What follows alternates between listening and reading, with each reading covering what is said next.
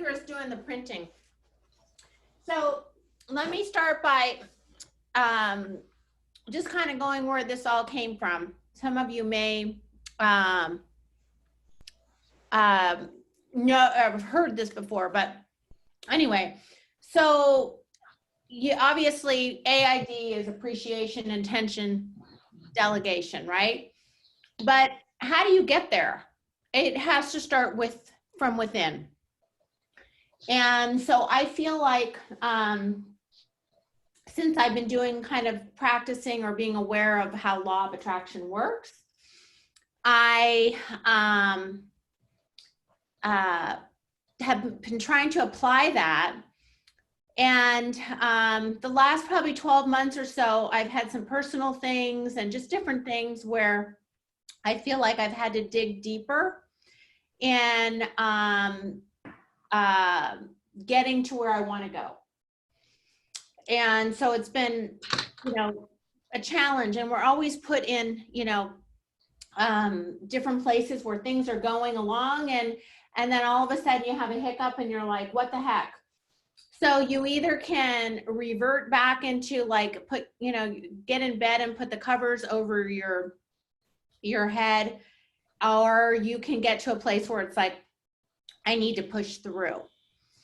So that's kind of where all of this came from. So it's had me kind of look deeper, and through the work that I've kind of been working on, I feel like I've had some breakthroughs, and that's where I'm kind of, hi Ivy, come on in, excited to share kind of my, I guess, new revelations or added layers to what I've always sort of been kind of teaching. So anyway, one of the things was so funny too, because this friend of mine sent me this link this morning, and so I was getting dressed and stuff, I'm listening to it, and I'm like, oh my gosh, this kind of goes in line with what we're going to talk about. So one of the things is, you know, going back to us, we all have armor. You know, you're born in life with nothing, with anything's possible. When you look at kids, they're like, you know, anything. They're, you know, looking at a balloon going up in the air, and it's like, oh my gosh, or a butterfly, you know, where anything is possible. And then you get older and you're told no. You're told, you know, you can start comparing yourself to other people. I'm sit up here just because we got a small group, or wherever you want to go to. Okay. This stupid thing. That's okay. I'm paying attention. Okay. So anyway, we learn to put armor on, and usually it's to protect ourselves. But what that armor can do sometimes is limit where you want to go. And so, and everything we're going to talk about today too, what I'm trying to do is I'm going to do a series. It's based off of Deepak Chopra's 7, and again, I don't have the book, 7 Steps for Success. So if you, if you go on Audible, you can get his book on Audible, or you can just buy the book on Amazon. I think with shipping or tax, it's like $8. And so that I'm going to do kind of a series of 7. And so today we're going to talk about the first step, which is potentiality, which is basically your potential, where you want to go and how you get there. So, and it is baby steps. It's like, you can't just read this and say, oh, I'm going to start to do this, but you can be with self-awareness. You take baby steps and, you know, make a plan, be aware. And it does, you know, even with like in law of attraction, what we all talk about, or what I've been talking about for years, is being aware of your thoughts. Because if you're aware of your thoughts and you flip them when it's in a place where of negativity or fear or whatever it is, it's to something positive, which again, I believe in, but in looking at it kind of from this way, it's actually taking it deeper and starting with self, you know, who you are, and really not only loving yourself or finding a place. If you do, let's say you don't love yourself, there has to be something that you love about yourself. So find that one thing, or two things, or whatever it is. And also, everybody compares everybody, right? And that's normal. You know, you compare your kids, which causes stress. You compare, I mean, all kinds of outside influences. So with in not comparing and looking for your gifts, because everybody is born with some gift, and finding what that gift is, and sort of embracing it. That would be like the first step of kind of where this is all coming from. Let me see, Edgar. I know, I need my notes. So, yeah, so it's baby steps.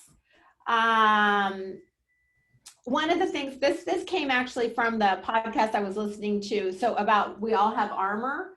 So the question was, which is true, how is it serving you? Anybody want to comment? Come on, help me. Hello. They're all on whatever. On mute. Yeah, on mute. But I mean, sometimes it serves you well and sometimes it doesn't, you know. I think this is Brittany. Hey. Brittany. Hey. Well, I think that our armor is really helpful when we have that vulnerability piece in our life, because a lot of times when we feel vulnerable, we don't know what to do. So that's kind of when we put on that, you know, armor, or put up that wall or whatever we can, because those feelings of vulnerability are not necessarily the nicest feelings. Yes, exactly. It's uncomfortable, right? Yes, very. Yeah. Yeah. But in that uncomfortable is where you can grow, right? And that's the thing. And you know, and really the depth of whatever growth that I've experienced and so forth has been from the uncomfortable.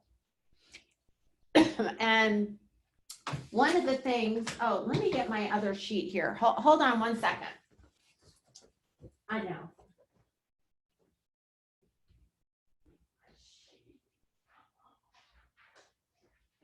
Is it printing? Yeah.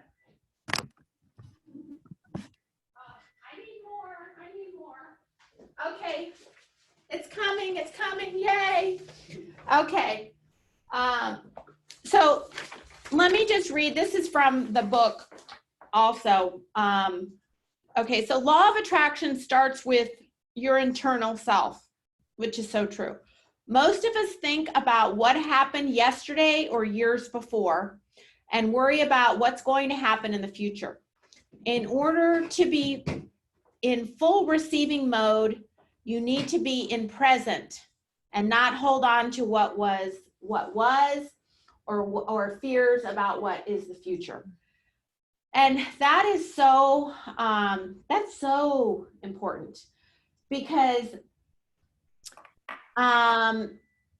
also that's in like self-loving too, because we beat ourselves up, or a lot of people beat ourselves up about the past.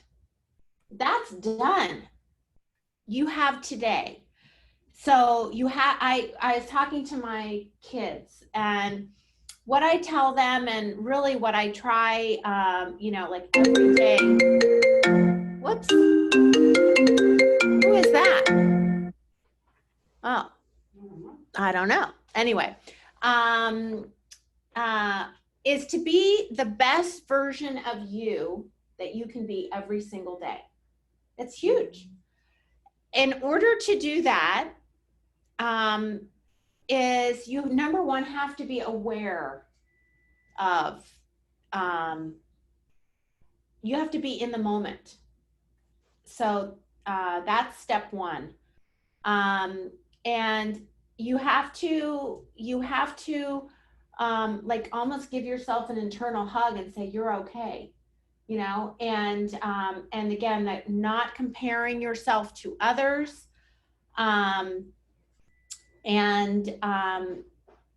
don't worry about tomorrow.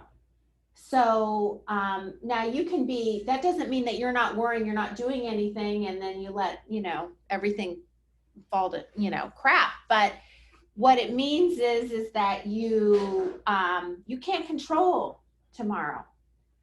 You can only do the best be the best version of you today, be okay with who you are, and take baby steps to, you know, if there's things that you see in yourself that you want to work on, then you can do that.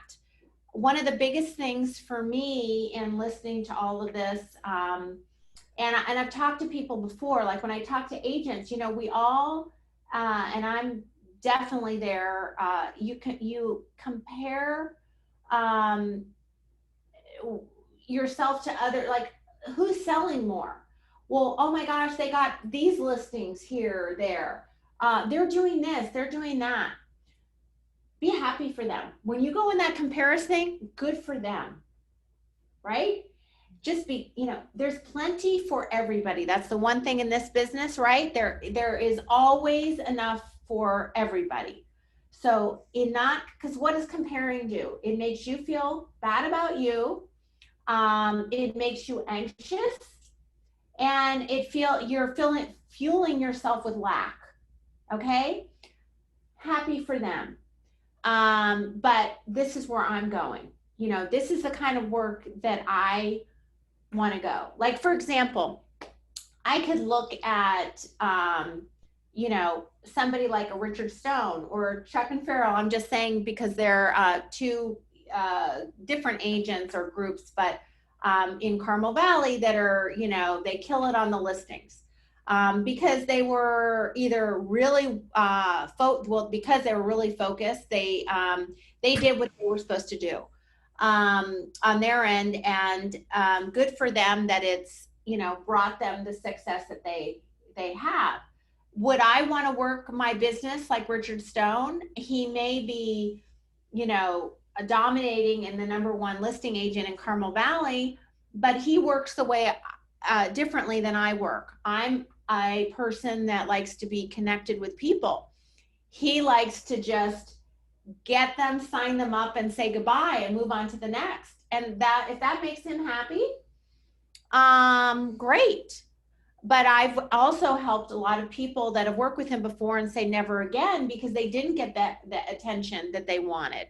So it's like you can be in comparison mode, but would you really want that? Maybe not. So that's the thing. So you have to, when you go in that space, try to flip it and say, well, I'm happy for them, you know, and stay in your own lane, look at your own gifts and try to capitalize on that.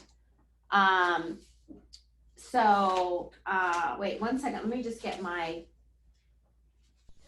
pages here together. Amy, I went to a workshop a couple months ago, and what you just said reminds me of it. He was talking about how, let's see. There I am. He's talking about how he had this person he was working with, and he continued to feel like really frustrated by her often. Like just the questions she would ask felt silly, and he was frustrated sharing that space. And then it got to the point where he like kind of flipped it on its head and redirected and was like, I'm so happy to be around someone that cares about their work so much, and like redirected the messaging in his own mind, and it totally changed his way of like communicating with her and dealing with her and working with her moving forward. Right. Kind of that perspective like flip. So Yeah. it reminded me. Well, the other thing is, and it's so good to see you. The other thing is, there's comparison And there's also, we can, we talk about past, okay? We all have our armor based on other things or relationships we're dealing with now. And sometimes you can be wronged by people, right? Like, you can act a certain way. And like I treat people a certain way. I expect to be treated the same way, right? When people don't treat you that way, they've disappointed you, they've done whatever. You can look at them and you can see them for what they are, okay? But they're carrying baggage themselves. And they are not only carrying that baggage, but that baggage is a reflection of their sometimes insecurities and their fears. And that's what causes them sometimes to act in a way that doesn't align with you. But you can look at that with understanding and say,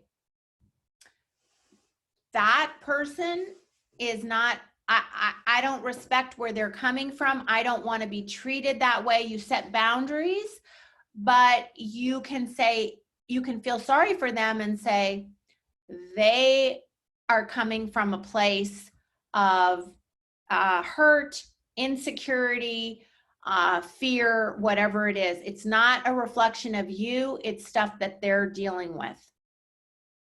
And the thing is that, I was talking to my daughter about this too. She has a friend that, she was friends with since, she was in 6th grade. And she really let her down. And, you carry that, I'm so hurt. I'm this, I'm that. But it's this girl's insecurities that cause her to be that way. So, I said to Grace, you can either be upset and carry that with you and it drags you down, or you can say, I'm sorry for her. You set boundaries on the relationship.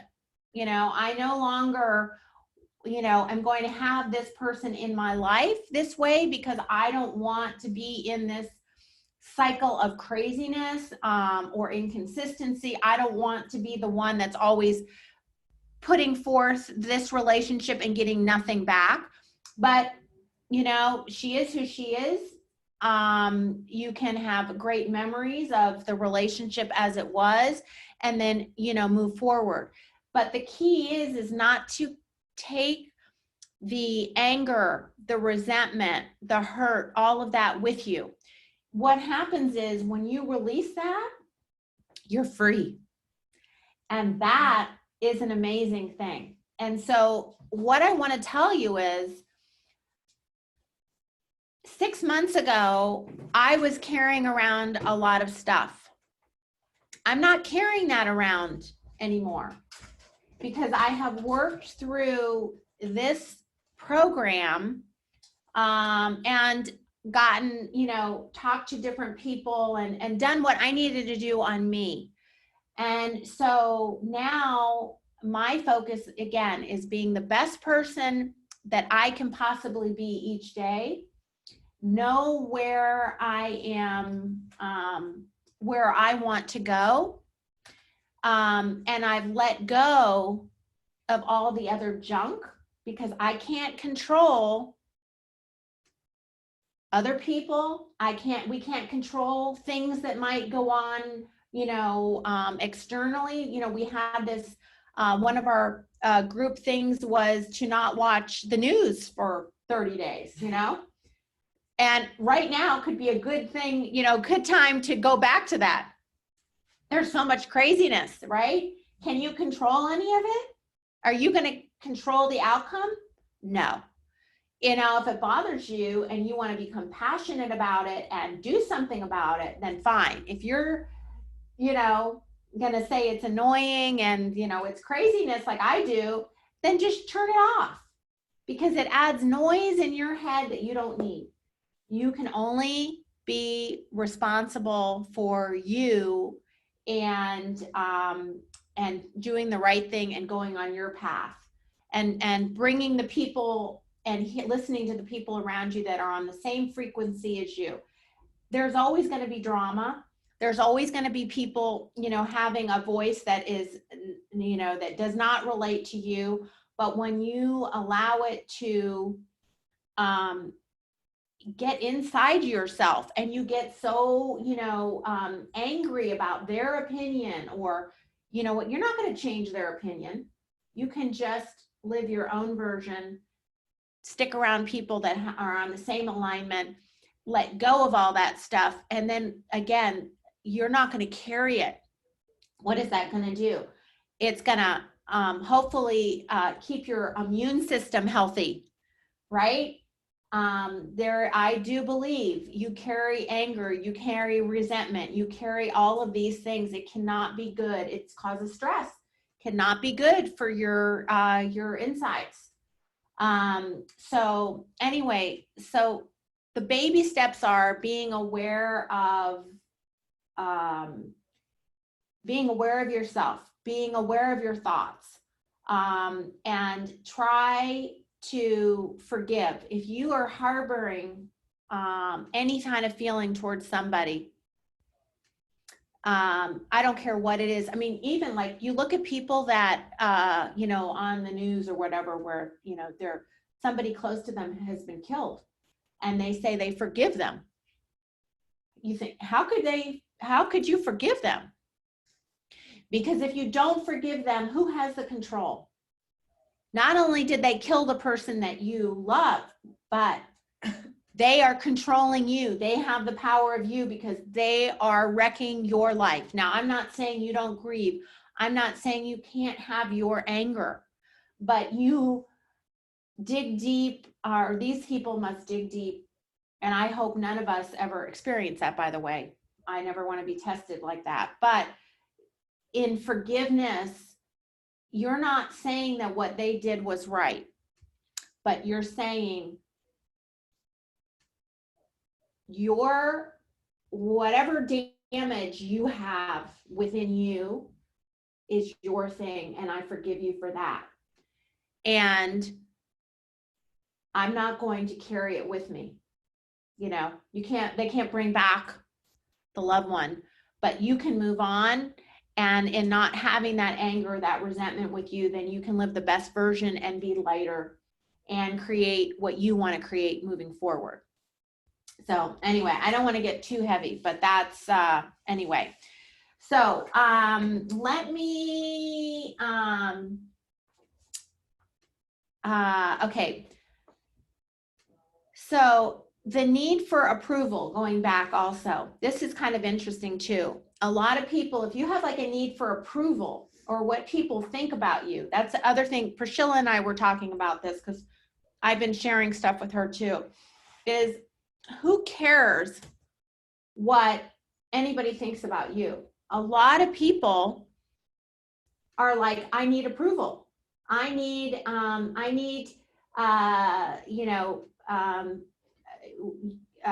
to be thought that I'm doing good. Who cares what anybody else thinks if you're being the best version of you, right? The need for approval, the need to control things, and the need for external power are needs that are based on fear, which is very interesting. This kind of power is not the power of pure potentiality.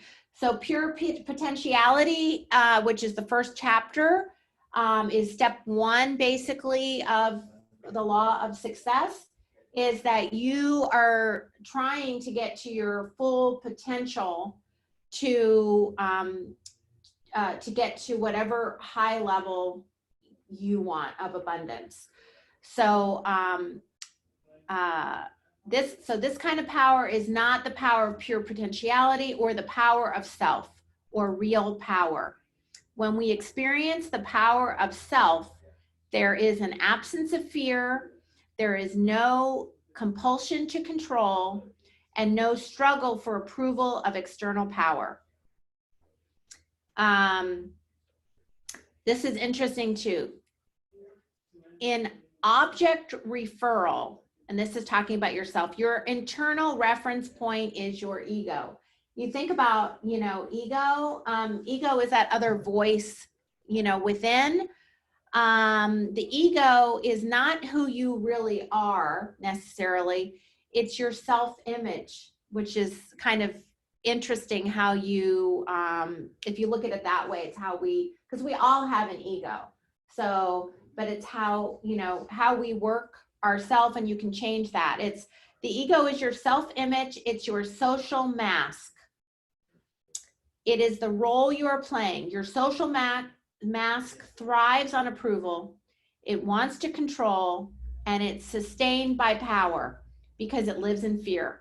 Your true self, which is your spirit, your soul, is completely free of those things, which goes back to when you were born, when you're little. It's free of those things. You can do anything, right? You can be, whoever you want to be. They're not thinking of things. So, and when your true self also, there's a line. You can be free of that, and know who you are. You can still have your ego in alignment, but it also means you can still be humble, right? Which is one of my mantras always, especially like when I got into this business. My first manager, she's like, Amy, after I sold 12 homes my first year, if your ego ever gets up to here, because there's a lot of prima donnas, a lot of egos in this business, I'm going to whack you down. Don't you ever let that happen. And that's always stayed with me because it's true. You close a transaction, you had a great year, it doesn't mean anything. I mean, it feels good, but you're on to the next, right? So you never take it for granted. You're on to the next. You're grateful. You talk about your perfect client, the people you want to attract, but you're on to the next. The minute, the people that let their egos get going on, into a place that is not good, that's when they start doing things that, may be hurtful to others, careless, and you start attracting the wrong kind of people. Anybody have any questions? I feel like I'm going on here. Okay, so how to achieve law of pure potentiality, the field of all possibilities to our lives. And I'm just going to kind of read this. If you want to enjoy the benefits of this field of pure potentiality, if you want to take full use of creativity, which is inherent to pure consciousness, you have to have access to it. And this is kind of an interesting one, and it is a little difficult. How do you have access to that? It goes back to self. It's uncomfortable to be in the silence, to be with yourself sometimes. Who meditates? I know there's a few. Priscilla, was that you? Yes. Yeah. It's not easy. I do too every day, every morning and every night. Okay, that's good. That's what 30 minutes supposedly. Now, Jim, we were talking about this morning. He's like, I have a hard time with 5 minutes. That's a good start. It is. You have to start somewhere. But, for me, if you can have that time, 30 minutes in the morning, 30 minutes a night or whatever, is great. For me,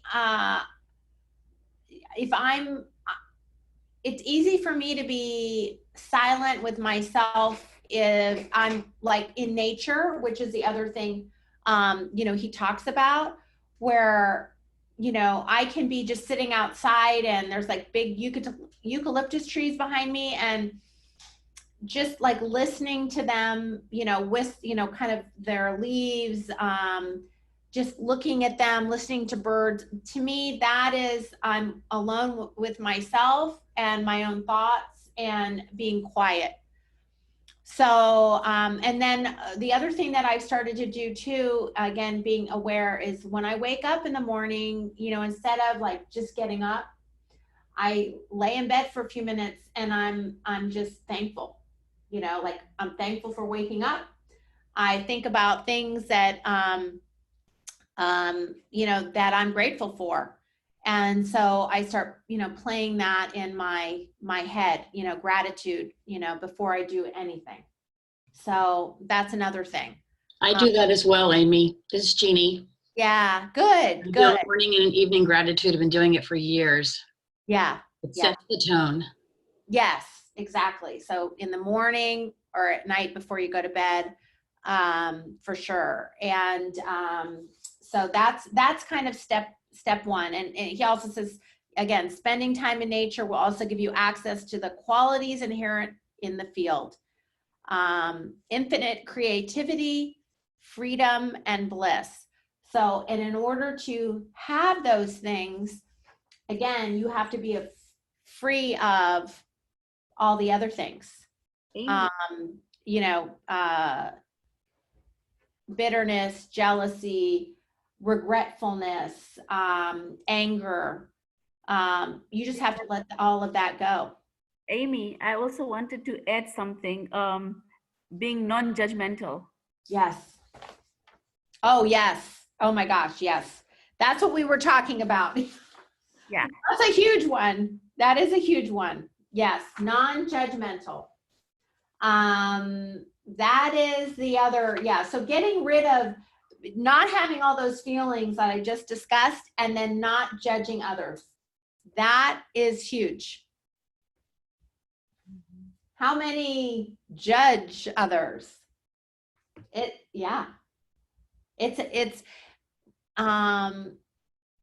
if you can look, first of all, goes back to what we're first talking about, having that social mask. You know, how many people do you think you really know? Probably nobody, really, right? Everybody has, even me, you know, and that's why I tell you, okay, I always look like I'm having a great day or a great moment. That's my social mask. You know, I mean, yes, I try to be in the moment, and you know, and most of the time I think I'm feeling good. And, you know, being in here right now, I can tell you I feel great. I'm happy to be here. I'm appreciative of all of you. And, you know, even though I've gone through all this, being here and talking about it with all of you, it helps me. So, but we all have a social mask. There are days I don't feel good, you know, or I'm down, or, you know, somebody may have done something to disappoint me, and I have to work through that. But you all have a choice too. You can be Debbie Downer, or you can push forward and, you know, be aware, but I choose to feel this way, or, you know, whatever, you know, misery loves company. I'm the opposite. I'd rather be in whatever, because where is the misery taking you? Not to a place that I want to go. I'm looking to get on the other side. So, yeah, but the judgment part is definitely difficult. The only thing the thing that can help you is knowing that people may ask or act a certain way or seem a certain way. And so you can just say, you know, they're hurting, they're this, they're insecure, they're, you know, they're carrying things from their childhood, you know, whatever it may be, that's causing them to be that way. So again, it goes back to forgiveness or love. My business coach, there's a Hawaiian prayer, Hokanopa or something. I'm sure I screwed that up. Who knows it? Anybody know it? Anyway, it's if you look up the Hawaiian prayer. Have you heard of it? Again, it sounds familiar. Yeah, It's so it's kind of interesting. If there's somebody that has done something that really has been hurtful, or you're carrying anger, resentment, or whatever, and you're like, after today we're talking about this forgiving, letting go, and it's hard. If you go on and Google it, you will find it, and somebody will walk you through it, which I did. And basically, it's almost like a meditation mantra, and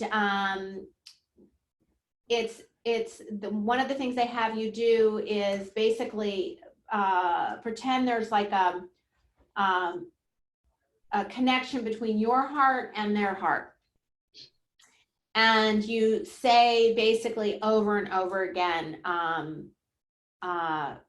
and I'm gonna probably not get it completely right, but please forgive me, because maybe you've done something in their eyes, because it's perception, right? It goes two ways that cause them to act a certain way. They're seeing it one way, you're seeing it another way. So please forgive me. I love you. Do you want it, Amy? Yeah, what is it? What are the things? I'm sorry. Yes, there you Please go. forgive me. Thank you. And I love you. Yeah. And I forgive you. That's another one to add. I heard him say, because you have to also forgive them. And you say it over and over. And there's somebody there that's helping you when you do it. You just close your eyes, go to a very peaceful place. And you basically visualize this other person in a place of, wherever you've been with them, where it was a positive experience. Maybe it was at the beach, or maybe it was, maybe it goes back to childhood, at a family dinner with laughter, or, whatever it is. Go to that place where it was before whatever you're feeling now happened. And you visualize that, and you say these things over and over and over again. And that's part of the healing part. So anyway, again, it's baby steps. But if you're aware and you're like, I want to get to that place of feeling lightness, and where I'm responsible for how I feel, and nobody else, none of the other baggage can interject and control me, because I'm in control of me and how I feel and where I want to go. And so the interesting thing is, I kept saying over and over again, I'm working towards getting to the other side, getting towards the other side. And once you get to that other side, there's lightness, there's joy. They're like, it's a place of, okay, self-loving. And then the incredible thing is the abundance starts showing up. It's pretty cool. So, because if you're not carrying around, you can have, all you're not fighting the universe. It all comes. So anyway, okay. So we talked about the stillness. Let me see here, 16. Okay, okay. Sorry. So beyond the ego, it is fearless, it is free. It is immune to criticism. It does not fear any challenge. It is beneath no one, superior to no one, full of magic, mystery, and enchantment, which is kind of cool. So, okay. Access to your true essence will also give you insight to the mirror of relationship, because all relationship is a reflection of your relationship with yourself. That's kind of interesting, right? I read that this morning, like I've heard him, but I didn't remember him saying, you know, when I was listening on audio to this, but yeah, everything is a mirror of your relationship with yourself. For example, if you have guilt, fear, and insecurity over money or success or anything else, then these are reflections of guilt, fear, and insecurity and basic aspects of your personality. No amount of money or success will solve the basic problems of existence. Only intimacy with self will bring about true healing. And when you are grounded in the knowledge of true self, when you really understand your true nature, you will feel guilty, fearful, or insecure about money or affluence or fulfilling your desires, because you will realize that the essence of all material wealth is life energy. It's pure potentiality, and pure potentiality is your intrinsic nature.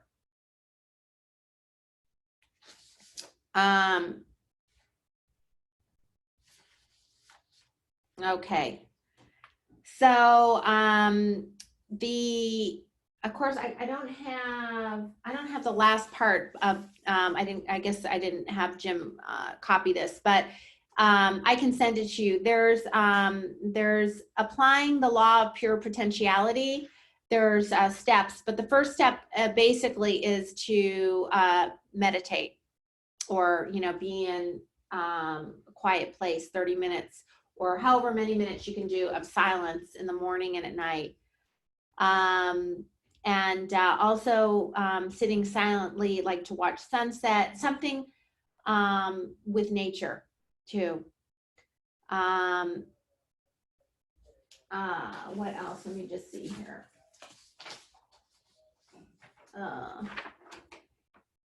Yeah, I have to get everybody the applying the law, but it's basically, if you can think about being in silence, to me, it's being in silence so you're really aware. You need to be aware of your gifts, and what you're passionate about too. That's the other thing. I was talking to somebody yesterday, and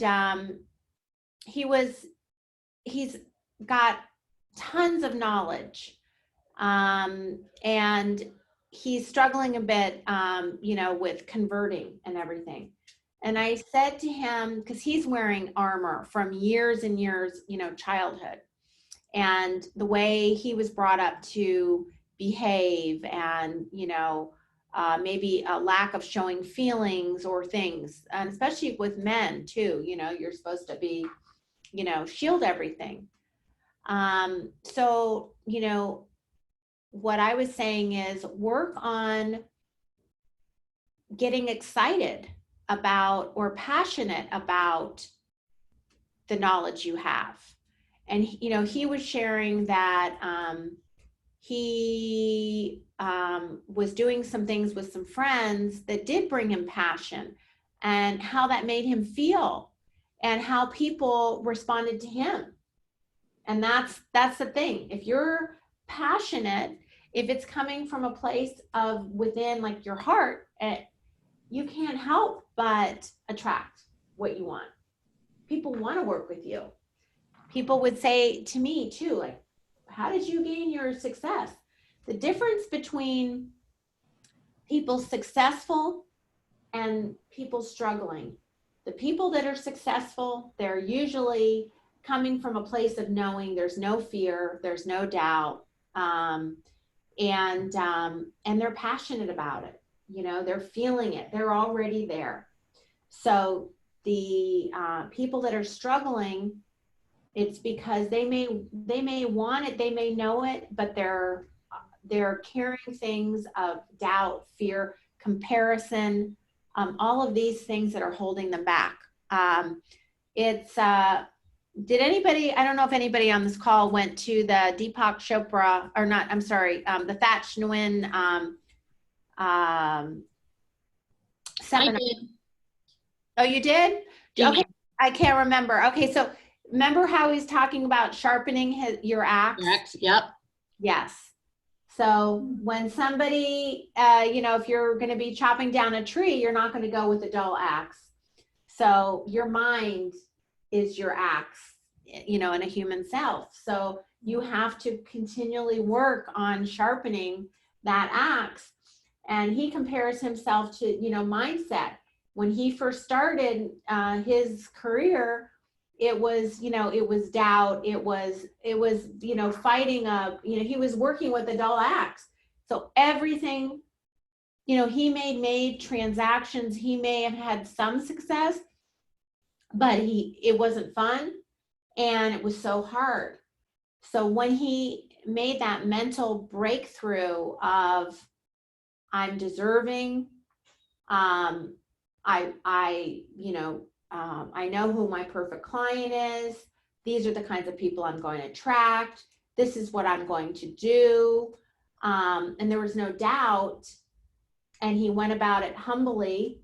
The magic happened. So that's where, it's shifting, but it doesn't happen overnight. It's kind of today, hopefully for anybody that's struggling, you're planting the seed and you make little shifts and you commit to those little shifts, write them down, commit to those little shifts, and then, work from there. So any thoughts?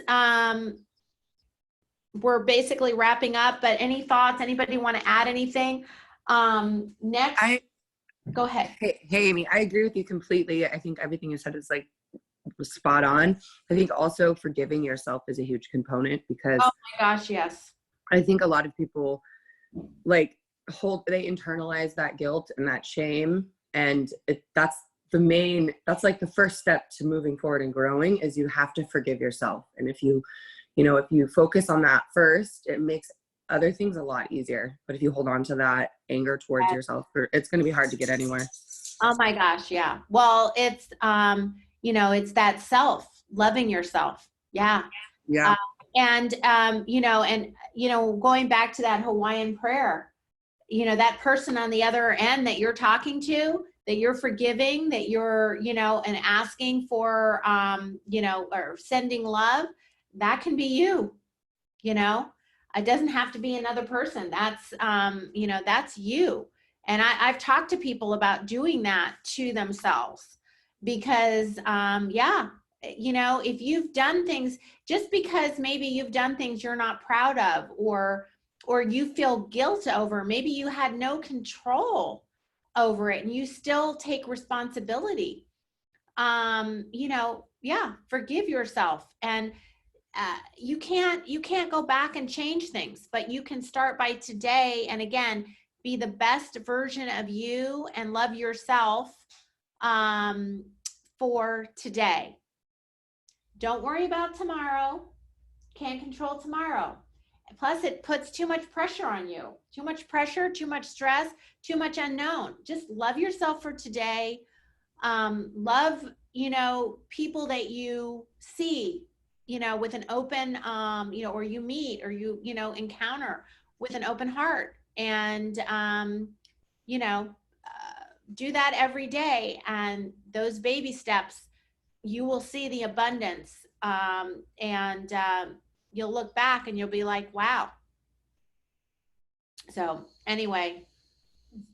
Good stuff. Yeah. Good. Oh, I'm so, good. I get so excited. I'm really excited about this because I feel like it goes deeper than what I was, talking about. And I'm always trying to find new things. So, and it's not really coming from me. I mean, yes, it's coming from me, but it's coming from people that are way, deeper. And I always pull little things.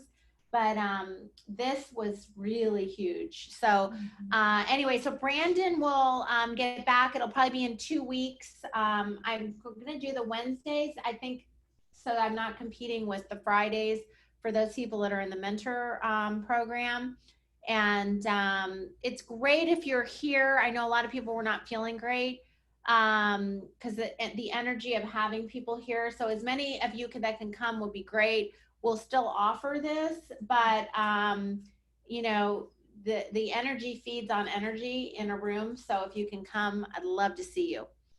And as always, if you need me, let me know. I'm here in between. Thank you, Amy. Have a great day. Thank you. Bye. Thank you. Thanks, Amy.